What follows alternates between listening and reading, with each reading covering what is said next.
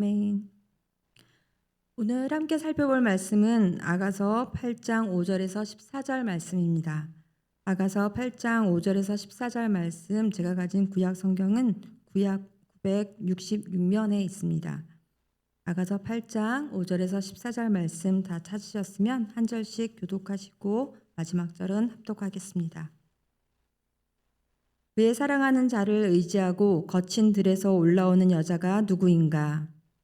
로 말미암아 내 어머니가 고생한 곳, 너를 낳은 자가 애쓴 그곳, 사과나무 아래에서 내가 너를 깨웠노라. 너는 나를 도장같이 마음에 품고 도장같이 팔에 두라. 사랑은 죽음같이 강하고 질투는 소울같이 잔인하며 불길같이 일어나니 그 기세가 여호와의 불과 같으니라. 많은 물도 이 사랑을 끄지 못하겠고 홍수라도 삼키지 못하나니 사람이 그의 온 가산을 다 주고 사랑과 바꾸려 할지라도 오히려 멸시를 받으리라. 우리에게 있는 작은 누이는 아직도 유방이 없구나. 그가 청혼을 받는 날에는 우리가 그를 위하여 무엇을 할까? 그가 성벽이라면 우리는 은망대를 그 위에 세울 것이요 그가 문이라면 우리는 백향목 판자로 두르리라. 나는 성벽이요 내 유방은 망대 같으니 그러므로 나는 그가 보기에 화평을 얻은 자 같구나. 솔로몬이 바알 하몬의 포도원이 있어 지키는 자들에게 맡겨두고 그들로 각기 그 열매로 말미암아 은천을 바치게 하였구나. 솔로몬 너는 천을 얻겠고 열매를 지키는 자도 200을 얻으려니와 내게 속한 내 포도원은 내 앞에 있구나. 너 동산에 거주하는 자야, 친구들이 내 소리에 귀를 기울이니 내가 듣게 하려무나. 내 사랑하는 자야, 너는 빨리 달리라. 향기로운 산 위에 있는 노루와도 같고 어린 사슴과도 같아라. 아멘. 뉴욕 리디머 장로교회를 세운 실천적 신학자이자 21세기 최고의 기독교 변증가라 할 수 있는 팀 켈러 목사님은요, 많은 사람들이 가까운 사람의 죽음이나 혹은 자녀의 출생 또는 결혼과 같은 인생의 큰 전환기에 하나님을 찾는 사람들을 보고 이를 기독교적 관점에서 바라볼 수 있도록 세 권으로 된 인생 베이직 시리즈를 내셨는데요. 혹시 보셨나요? 그중 두 권은 태어남에 관하여 그리고 죽음에 관하여입니다. 출생과 죽음이라는 것이 우리의 삶을 시작하고 또 종결하는 사건이니만큼 출생과 죽음은 그 누구도 이 일을 제기할 수 없는 인생에 있어 중대한 그런 사건임에 틀림없습니다. 그러면 나머지 한 권은 뭘까요? 팀 켈러 목사님은 우리 인생에서 가장 중요한 전환점의 하나를 결혼이라고 보셨습니다. 그래서 나머지 한 권은 결혼에 관하여입니다. 동의되시나요? 결혼이 우리 인생에서 그렇게 중요한 사건이 하나일까요? 오늘날 근데 대한민국 같으면은 결혼보다 대학 입시에 관하여 혹은 우리의 사회적 성공에 관하여 이런 제목이었을 수도 있겠습니다. 혹은 재산이나 부에 관하여 이런 제목이 되어야 하지 않을까 싶은데 아무튼 요즘처럼요. 미혼도 많고 비혼도 많고 결혼이 모든 삶의 필수적인 그런 과정이 아니라 개인이 결정하는 그런 개인의 선택이다라고 생각되는 때를 살아가는 우리들에게 다른 무엇보다 결혼이 출생과 죽음만큼 인생의 가장 중요한 사건이라고 보는 이런 관점은 어쩌면 요즘 트렌드와는 맞지 않는 관점일 수도 있겠다는 생각이 듭니다. 그럼에도 결혼은 하나님이 인류를 창조하실 때부터 결혼이라는 제도를 만드셨으니까 너희들은 반드시 결혼해야 돼 라는 식으로 접근했다가는 요즘 젊은 세대들에게는 성경 자체를 거부하게 만들 수도 있습니다. 아닌 게 아니라 예수님도요 사실 싱글로 살다가 가셨습니다. 결혼을 그러면 꼭 해야만 인간답게 사람답게 사는 게 아니라면 하나님께서 우리에게 이 결혼이란 제도를 주신 이유가 무엇인지 좀 더 깊이 생각해 볼 필요가 있을 것 같습니다. 우리가 살펴보고 있는 이 아가서가 우리에게 결혼의 의미, 이 의미를 좀 더 숙고할 수 있게 해주신 말씀이라 생각되는데요. 오늘 아가서가 이제 마무리됩니다. 아가서 묵상 어떠셨나요? 설교하시는 분도 힘들어하시고 읽는 우리도 좀 힘들었던 것 같은데요. 우리 일상에서는 잘 사용하지 않는 어떤 시라는 좀 낯선 장르이기도 하고요. 또 외설인지 예술인지 모를 그런 낯뜨거운 어떤 성적인 에로틱한 묘사들, 또 교회보다는 오히려 부부의 침실에서 사용하는 그런 미러들로 가득 있는 그런 책이라서 우리에겐 참 낯설게 다가왔던 것 같습니다. 어려웠죠. 하지만 이 아가서의 저자는 그 남녀의 관계를 남이 보아서는 안 되는, 은밀하게 좀 숨겨야 하는 그런 일로 보지 않았던 것 같습니다. 부끄러움은 우리 몫일 뿐 굉장히 공개적이고 무엇보다도 기쁘고 즐거운 분위기로 이 글들을 이어갑니다. 하지만 이와 비슷한 그 침실을 묘사하는 장면이 잠언에도 나오는데요. 잠언의 분위기는 이와는 좀 다릅니다.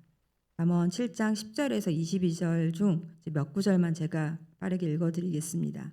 그때 기생옷 옷을 입은 간교한 여인이 그를 맞으니 그 여인이 그를 붙잡고 그에게 입맞추며 부끄러움을 모르는 얼굴로 그에게 말하되 오라 우리가 아침까지 흡족하게 서로 사랑하며 사랑함으로 희락하자. 남편은 집을 떠나 먼 길을 갔는데, 그리고 남편이 나중에 올 거니까 그 사이에 이제 이렇게 내 침대로 와라라고 유혹하는 거죠. 젊은이가 곧 그를 따랐으니 소가 도수장으로 가는 것 같고, 그 뒤에 나오는 이 말도 굉장히 이 장면을 이렇게 부정적으로 바라보고 있거든요.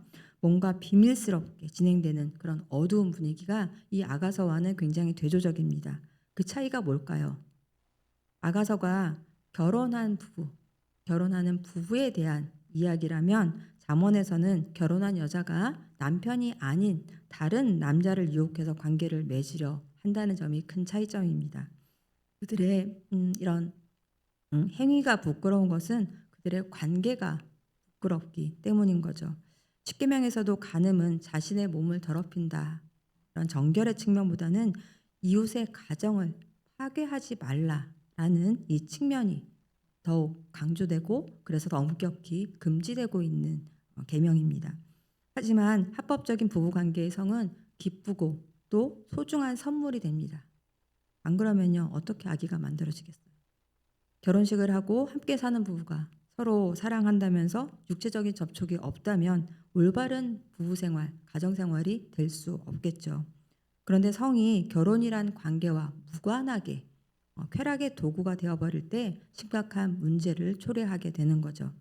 고대에는 성, 특히 여성들의 성은 남성에 의해서 또 권력에 의해서 오용되고 또 남용되었다면 오늘날 사회에서는 성이 나아가 한 성 혹은 나아가 한 인격체가 어떤 소비재로, 소비 상품으로 전락하고 말았는데요. 이렇게 남녀 간에 가지는 성관계는 단지 서로의 육체적인 욕정을 채워주는 것만이 아니라 서로의 삶을 주고받는 행위가 되어야 되고 또 깊은 연합의 행위여야 하는데 이런 것들이 왜곡된 거죠. 그런데 결혼이란 제도를 통해서 이 성이 안전하게 보호되고 또 지속될 수 있는 것입니다.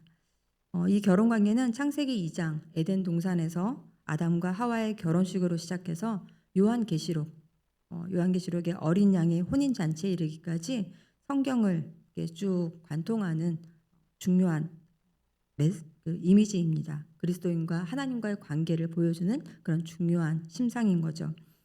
이런 점에서 아가서는 단지 남녀의 애정을 다루는 그런 연애 시가 아니라 결혼이라는 제도 안에서 올바른 부부관계, 나아가 하나님과 또 그리스도인의 관계를 가르치는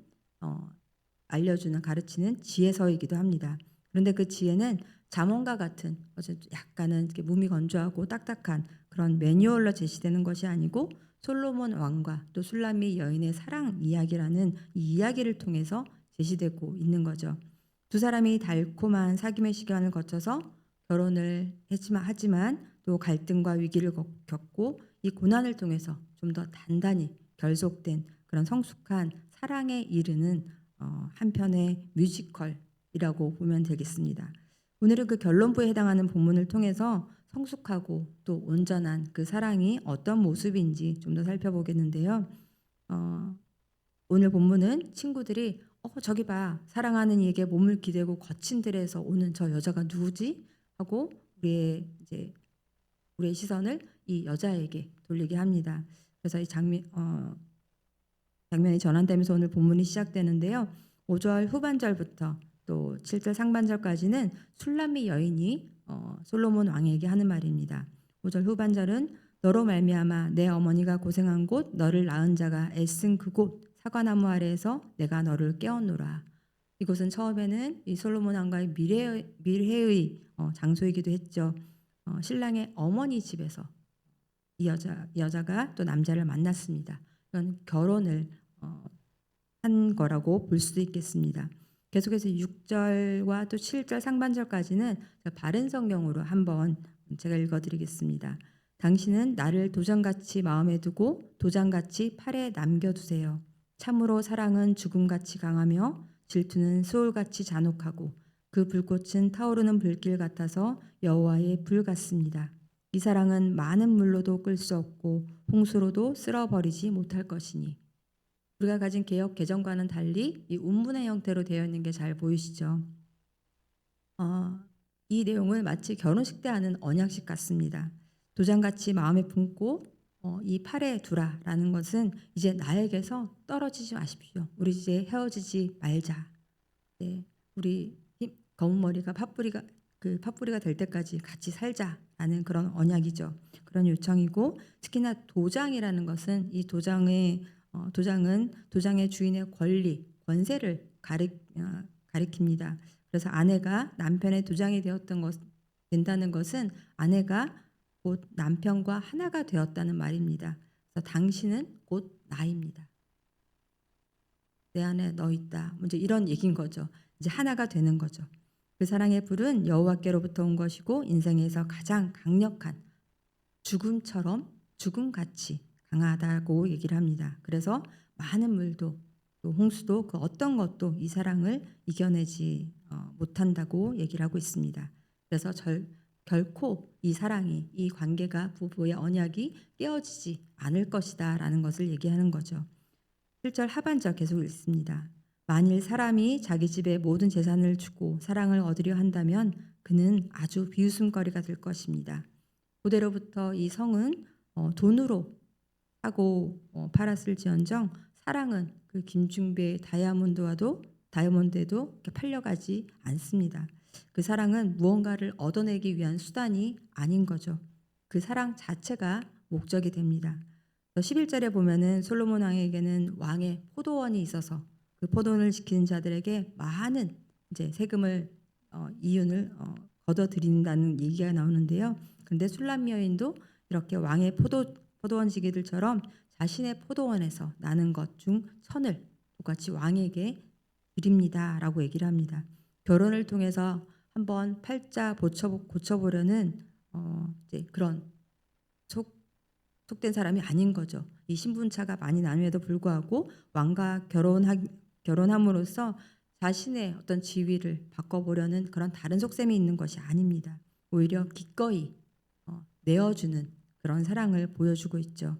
하지만 결혼을 통해서 내가 행복해지려 하고 또 상대로부터 내가 만족을 얻고자 하면 그때부터 그 결혼은 굉장히 불행해집니다. 그래서 건강한 부부관계는 정서적으로 또 육체적, 법적, 경제적으로 서로에게 자신을 다 내어줄 때 이루어집니다. 그 관계가 온전한 부부 관계가 되는 거죠. 그런데 8절에서 9절을 보면 주변의 친구들이 조금은 해방 놓는 듯 이 관계를 흩뜨려 놓으려 합니다.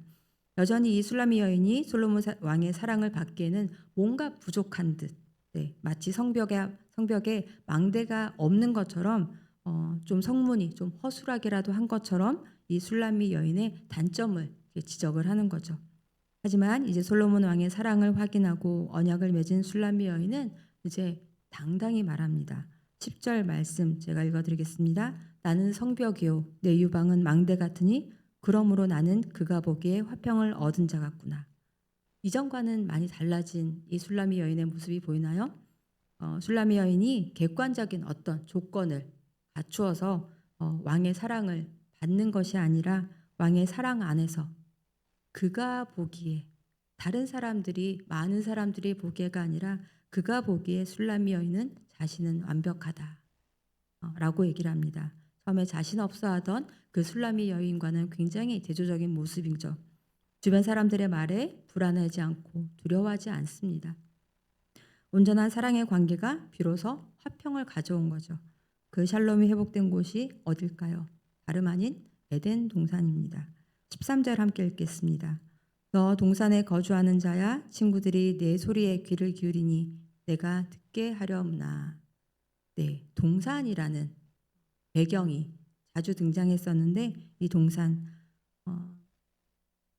하나님께서 처음 사람을 만드시고 온전한 관계가 되었던 그 동산이죠.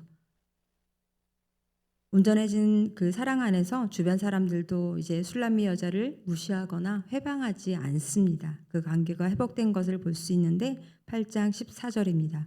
내 사랑하는 자야, 너는 빨리 그 13절 후반절에 나오죠. 내 소리 친구들이 내 소리에 이제 귀를 기울이니 내가 듣게 하려무나라고 얘기를 합니다.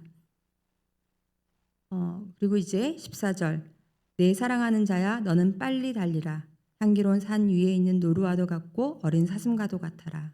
이제 그 왕이 다시 오길 갈망하는 술람미 여인의 아리아로 이 사랑의 뮤지컬은 대단원의 막을 내립니다. 이렇게 솔로몬 왕과 술람미 여인의 사랑을 통해 본 성숙한 사랑, 이 완성된 사랑의 모습은 두 가지로 요약을 할 수 있겠습니다. 하나는 상대를 위해 내어주는 사랑, 헌신이죠. 헌신이란 말을 요즘은 참 찾아보기 힘든데 헌신이 누군가 강요를 하면 그건 더 이상 헌신이 되지 않겠지만 헌신이란 말이 참 아름다운 말이더라고요. 나의 몸을 내어준다. 나의 시간을 내어주는 것. 그것처럼 참 아름다운 일이 없는 것 같은데 돈이나 쾌락 등 무언가를 얻어내기 위해서 거래를 하는 게 아니고요. 그 관계 자체가 목적인 사랑입니다. 계산하지 않고 경쟁하지 않습니다. 늘 무언가를 주고 싶은 그런 사랑인 거죠. 우리도 한때 그렇게 사랑하지 않았나요? 다 주고 싶잖아요. 우리 아이들에게도 그렇고 또 연애하던 시절에 남편에게도 그랬고요. 그리고 두 번째는 조건 없는 영원한 사랑입니다. 왕의 마음에 들만한 조건이 충족된 다음에야 우리가 사랑을 받는 것이 아니라 어떤 조건에도 조건 없이 사랑해 주시는 그 분이 있기 때문에 우리는 사랑을 받고 또 사랑을 합니다. 그 사랑은 사람을 당당하게 만들죠. 그러므로 주변 사람들과도 화평한 관계가 됩니다. 이런 남편과 아내와의 건강한 관계는 그대로 하나님과의 우리의 관계, 또 우리와 우리 주변의 사람들과의 관계에 그대로 적용할 수 있을 것 같습니다.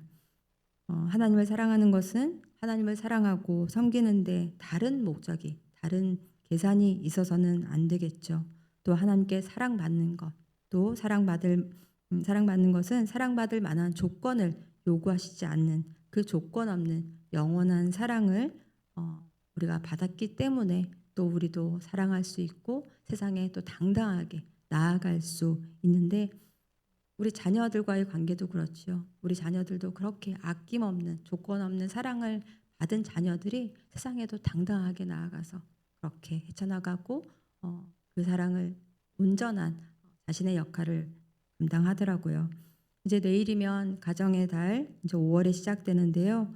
오늘 우리 가정이 먼저 그런 온전한 사랑이 회복된 에덴 동산이 되길, 또 우리 교회가 그런 사랑이 회복된 에덴 동산이 되었으면 좋겠습니다. 그렇게 되길 소망하며 오늘 말씀을 기억하고 함께 기도하기 원합니다. 이 솔로몬 왕과 술람미 여인의 사랑을 보면서 로마서 8장 35절 말씀이 생각이 났습니다. 누가 우리를 그리스도의 사랑에서 끊으리요? 환난이나 곤고나 박해나 기근이나 적신이나 위험이나 칼이랴. 그 어떤 것도 죽음도 갈라놓을 수 없는 그런 사랑. 술람미 여인은 죽음처럼 강한 사랑이라고 노래했지만 하나님은 이 죽음보다 강한 사랑, 죽음을 죽이시는 그 강한 사랑으로 십자가에서 우리에 대한 당신의 사랑을 확증해 주셨습니다. 그로 말미암아 왜곡되고 부서진 우리의 사랑이 예수 그리스도의 십자가의 사랑으로 그 사랑을 기억하고 다시 회복되는 오늘, 또 우리의 가정과 교회가 되길 원합니다. 그것이 바로 에덴 동산을 맛보는 그런 곳이 되었으면 좋겠습니다. 그런 가정과 또 교회가 되길, 오늘 그런 하루가 되길 우리 말씀을 기억하며 함께 기도하시겠습니다. 조건 없는 사랑, 영원한 사랑으로 우리를 사랑해 주시고 또 십자가로 그 사랑을 확증해 주신 아버지 하나님, 그러나 우리는 죄로 말미암아 우리의 왜곡된 사랑을 가지고 세상이 우리에게 각인시키는 비춰주는 그 찌그러지고 이그러진 그 사랑을 가지고 우리의 사람들을 대하고 또 하나님을 대할 때가 참 많습니다. 그러나 아가서 말씀을 통해서 하나님은 우리에게 정말 온전한 사랑, 완전한 그 사랑을 우리에게 보여주셨습니다. 아버지 하나님, 우리에게 모든 것을 내어주신 그 사랑을 우리가 받았는데 우리는 자꾸만 그 사랑이 아니라 다른 것으로 채우고자 세상에 눈을 돌리고 헛된 것으로 우리의 그 한 마음을 한 곳을 채우려고 애썼습니다. 그러나 아버지 하나님, 조건 없이 우리에게 베풀어 주시는 그 영원한 사랑을 오늘 기억하고 주님 그 십자가 아래서 우리가 다시 시작하길 원합니다. 그 사랑을 기억하고 주님 하나님께 다가갈 때도 하나님께 내가 무언가를 드려서 하나님께 받아내고자 하는 것이 아니라 하나님의 그 사랑 자체, 하나님과의 그 관계 자체가 우리의 신앙생활의 목적이 되는 우리의 신앙이 되길 원합니다. 그렇게 하나님과 올바른 관계가 회복될 때 주님, 우리 다른 사람들과의 관계에서도 그런 회복이 일어날 줄 믿습니다. 아버지 하나님, 우리를 사랑해 주신 그 하나님의 사랑을 우리가 정말 든든히 채워서 또한 오늘 하루를 살아갈 수 있도록 아버지 하나님, 오늘 이 말씀을 우리에게 정말 도장처럼 각인시켜 주시옵소서. 하나님은 우리를 그렇게 하나님의 마음에 품고 살아가십니다. 아버지 하나님, 우리를 사랑하시는 그 하나님을 기억하고 오늘도 당당히 또 세상으로 나아가 하나님의 사랑을 전하는 우리가 되게 하여 주시옵소서. 계속해서 우리 공동체를 위해서 기도하기 원합니다. 더 사랑 공동체 모두가 힘써 여호와를 알아가는 올해가 되기를 우리가 계속해서 노력하고 있는데요. 그것이 올해라고 하면 좀 거창하잖아요. 오늘 하루 그렇게 여호와를 조금씩 알아가는 매일이 되길 원합니다. 그렇게 하나님을 알아가는 그 기쁨이 또 우리에게 더 알아가길 원하는 원동력이 되게 하옵소서. 지식적인 알면서 정말 우리 삶에서 그 하나님의 사랑을 경험하고 체감하고 또 하나님께 더 나아가게 하옵소서. 그랬으면 좋겠습니다. 또 그리스도 중심 성경 읽기 본문으로 진행되는 오늘 수요 기도회 담임 목사님께서 또 욥기의 말씀을 가지고 우리에게 전하실 텐데요. 정말 욥과 같은 그런 시간들을 보내고 있는 우리 지체들이 참 많습니다. 더 사랑 공동체 지체들에게 그런 은혜를 베풀어 주는 시간이 되길, 또 그들을 위해서 함께 기도하는 정말 진정한 친구들이 되기를 그런 시간이 될 수 있도록 오늘 수요 기도회를 위해서 또 기도해 주시면 감사하겠습니다. 또 마지막으로 산불을 비롯한 각종 사고로 정말 어려움에 처한 이들이 많습니다. 주님, 그들을 긍휼히 여겨 주시옵소서. 그들을 돌아보고 또 그들을 위해서 기도할 수 있는 우리가 되게 하시고, 또 대통령 선거 또 후보를 뽑고 또 대통령 선거가 진행이 될 텐데 이 모든 과정을 통해서 정말 우리가 그저 구경꾼처럼 지켜보는 것이 아니라 정말 올바른 지도자가 세워질 수 있도록 기도하고, 또 우리도 그렇게 투표권을 올바로 행사하는 시민이 될 수 있도록 이 나라를 위해서 함께 기도하고 또 실천하는 우리가 되기를 원합니다. 또 개인적으로 갖고 나오신 기도 제목 가지고 기도하시고 돌아가시면 되겠습니다.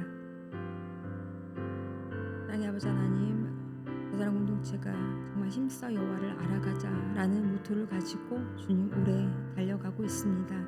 아버지 하나님, 때로 그 말씀을 잊어버리고 주님 우리 바쁜 일상에 돌이 함몰되기 쉽지만 아버지 하나님, 우리 무엇보다도 이렇게 말씀 앞에 나와 주님께 기도할 때 아버지 하나님, 그 말씀이 정말 우리 마음속에 깊이 새겨져서 필요할 때 정말 언제라도 그 말씀이 우리에게 기억되게 하시고 그 말씀대로 순종하는 우리가 되게 하여 주옵소서. 그렇게 순종함으로 하나님을 더욱더 알아가고 그 기쁨을 맛보는 날마다의 삶이 될 수 있도록 주님 인도하여 주시옵소서. 주님, 또 그리스도 중심 성경 읽기 본문으로 또 오늘 수요 기도가 진행됩니다. 욥기의 말씀을 가지고 또 서시는 담임 목사님께 주님께서 함께하여 주셔서 주님 욥기의 말씀을 통해서 우리에게 위로하는 주님의 말씀이 이곳에서 선포되길 원합니다. 그 말씀을 가지고 우리가 함께 또 우리의 공동체 지체들을 위해서 기도하기 원합니다. 아버지 하나님, 또한 산불을 비롯한 각종 사고로 또 어려움에 처한 이들이 많습니다. 주님, 얼마나 많은 사건과 사고가들이 일어나는지요. 주님, 그들을 외면치 마시고 그들을 긍휼히 여기시고 또한 정치서부터 모든 우리의 삶의 바닥까지 주님께서 우리를 다스리고 계심을 기억하고 주님께 또 그 모든 기도 제목을 갖고 나아갈 때 주님께 응답받는 이 나라가 되게 하여 주시옵소서.